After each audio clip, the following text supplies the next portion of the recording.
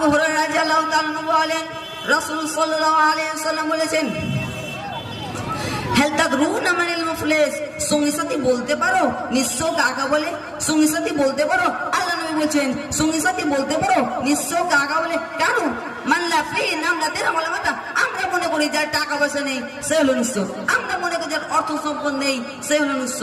তখন রাসূল সাল্লাল্লাহু আলাইহি ওয়াসাল্লাম বলেন, শোনো, আল মুফলিসু মিন উম্মতি, আমার উম্মতের সবচেয়ে নিঃস্ব ব্যক্তি সেই, আমার উম্মতের সবচেয়ে নিঃস্ব ব্যক্তি সেই ইয়াতীমা ইয়াউমাল কিয়ামা বিসলাতিন ওয়া সিয়ামিন ওয়া যাকাতিন, সে ব্যক্তি উপস্থিত হবে বিচার মাঠে সালাত নিয়ে, যাকাত নিয়ে, দান নিয়ে। আমার সেই উম্মত উপস্থিত হবে বিচার মাঠে সালাত নিয়ে, যাকাত নিয়ে, দান নিয়ে।